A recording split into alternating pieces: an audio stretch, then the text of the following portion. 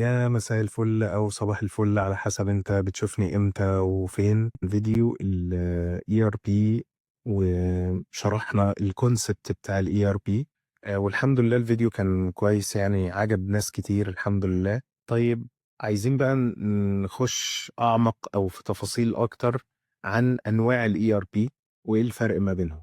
ال ERP ككونسبت في شركات كتيرة بتقدمه، زي SAP، Oracle، مايكروسوفت، IBM، ايبك، سيج. في شركات كتير، اودو. هل كلهم بيقدموا يعني نفس الكونسبت، او هل مثلا انا لو شركة وعايز اختار ما بين كل الاي ار بيز دي، هل كلهم هيبقوا كويسين بالنسبة لي، ولا انا محتاج يعني اذاكر اكتر واعرف اكتر؟ الحقيقة ان الاي ار بي ككونسبت هو واحد، لكن كحجم مش واحد. يعني ايه؟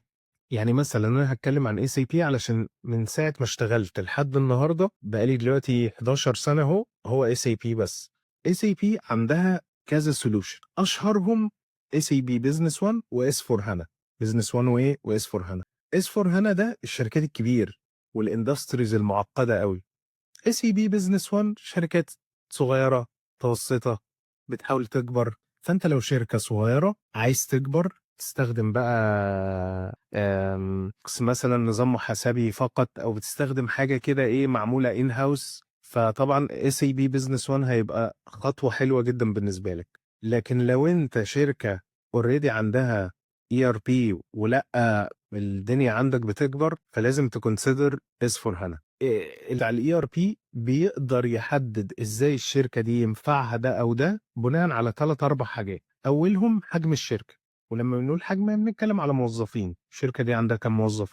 50، 100، 200، 300، 1000، 5000. طيب بيبيعوا بكام في السنه؟ 10، 20، 30، 100 مليون، 200 مليون. النقطة الثالثة وهي الاندستري، هم شغالين في انهي اندستري؟ هم هول سيل ولا ريتيل ولا مانيفاكتشرنج ولا لانها بتفرق.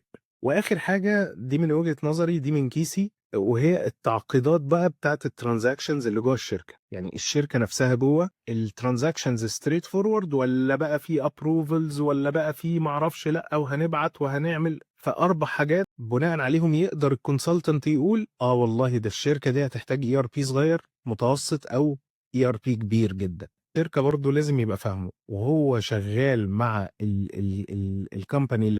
لازم هو يبقى عارف حجم شركته قد ايه، علشان ما حدش يجي يجيب له اي ار بي كبير قوي قوي قوي وهو اصلا مش محتاجه، فيبقى بيدفع فلوس كتير على الفاضي. او يجيب له اي ار بي صغير ونفس الكلام يبدا بقى قاعدين بقى ايه، ده الحق ده الحته دي مش موجوده، طب خلاص يا جماعه احنا هنشتري لكم سولوشن تاني نعمل له انتجريشن والدنيا هتبقى حلوه. طب والحته دي ده احنا ممكن نديفلوب حاجه ليكوا فيلاقي نفسه اشترى اي ار بي صغير وهو المفروض كان محتاج حاجه اكبر من كده. فلازم نبقى فاهمين ان الاي ار بي ككونسبت واحد، لكن كحجم شركه بقى هيختلف. طيب عندنا مثلا في اس اي بي اس 4 هانا انت هتلاقي تقريبا نفس الموديولز اللي في سب بزنس 1: سيلز، بيرشيزنج، برودكشن، انفنتوري مانجمنت، واكيد المحاسبه، الاكاونتنج. لكن جوه بقى كل موديول هتلاقي الموضوع بقى اكبر. يعني مثلا مستحيل هتلاقي مثلا الانفنتوري مانجمنت في اس 4 هانا زي الانفنتوري مانجمنت في سب بزنس 1. لا، في سب بزنس 1 هيديك البيزكس وممكن يديك شويه حاجات زياده. في اس 4 هانا لا، ده عالم بقى، عالم كبير جدا. تعتبر يعني ابرز الاختلافات ما بينهم وما بين بعض. انت بقى كحد بيدرس دلوقتي في الجامعه لازم تبقى فاهم ان الاي ار بي نمره واحد مش نظام محاسبي. هو مش نظام محاسبي، هو نظام فيه موديول محاسبه، تمام؟ وفي فرق كبير بين الاثنين. هنشرحها بسرعه. انت لو بتجيب نظام محاسبي، فالنظام المحاسبي ده انت بتبقى عندك بقى محاسب قاعد بيقفل لك حساباتك كل شهر، لكن هو بقى ملوش دعوة بحصل ايه في المخزن. والله بتوع المخازن جابوا له اخر الشهر الاكسل شيت بقى، ولا جابوا له معرفش. هو الراجل هيخش يدخل الترانزاكشنز في الاي ار بي. مش ده اللي بيحصل. بتاع المخازن بيعمل كل الترانزاكشنز بتاعته على السيستم، واي تأثير محاسبي بيحصل اوتوماتيك. نضرب مثال: انت عندك بضاعة في المخزن، البضاعة دي انت بعتها يعني خرجت من المخزن عندك، يعني المخزن بتاعك قل، يعني مخزونك قل. ده ليه تأثير محاسبي. هل بقى إحنا محتاجين نكلم أستاذ فلان اللي في ما أعرفش في مكتب المحاسبة أو ما أعرفش مين ونقول له الحق عملنا كذا يلا ضبط الناحية التانية من عندك؟ لأ، مش محتاجين بقى نعمل ده، كل حاجة بتحصل بشكل أوتوماتيك، نظام محاسبي، لكن أي تأثير محاسبي يحصل هيسمع بشكل أوتوماتيك في الجانب المحاسبي بتاعك. طيب أنت برضه كطالب أو كحد بيدرس دلوقتي ERP في الجامعة وحابب إن هو يمتهن المهنة دي بعد ما يخلص، لازم يبقى فاهم محاسبة 100%.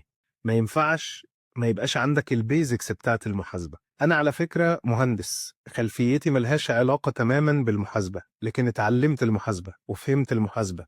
مش بالشكل العميق إن أنا أبقى محاسب، بس فهمت البيزكس اللي أنا محتاجها في شغلي، فلازم تفهم البيزكس.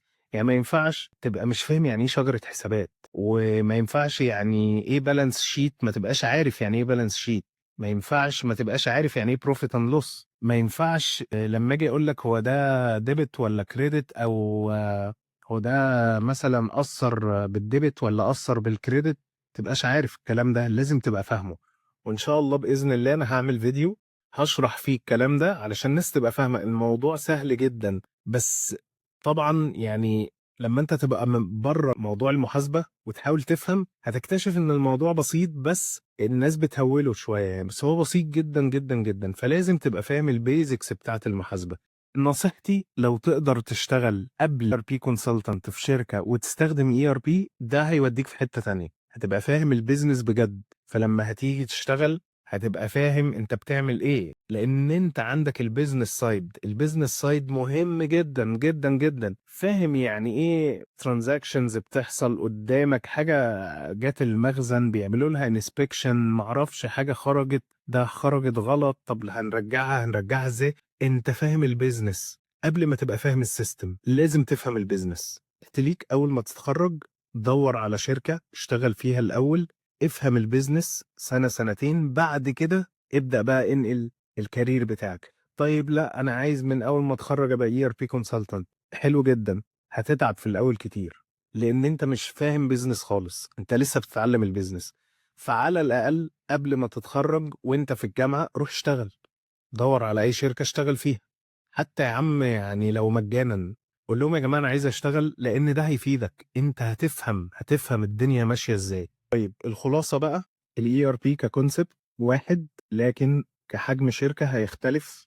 الاي ار بي الصغير من الاي ار بي المتوسط من الاي ار بي الكبير بيختلف، زي ما قلنا 4 حاجات مهمين جدا نحطهم في اعتبارنا: حجم الشركة في الموظفين، بتبيع بكام في السنة، الاندستري بتاعتها ايه، التعقيدات بقى الداخلية جوه الشركة في الترانزاكشنز اليومية. ال4 حاجات دول يقدروا يدونا صورة هي الشركة دي هتحتاج اي ار بي حجمه قد ايه، وبناء عليه بعد كده نبدأ نشتغل بقى على الاي ار بي ده. طيب وانس ان احنا عرفنا ايه الشركة او ايه الاي ار بي الكويس اللي هيناسب الشركة دي، هنعمل ايه بقى؟ ده بقى اللي هنقوله في الفيديو الجاي ان شاء الله بإذن الله. اتمنى ان الفيديو هو 10 دقايق بس، انا بحاول انجز على قد ما اقدر، بس انا رغاي. فلو برضو حد عنده سؤال عنده اي حاجة، تنسوش لايك شير سبسكرايب كومنتس الحاجات دي علشان نكمل ونبدأ نتعمق اكتر في موضوع الاي ار بي. شكرا.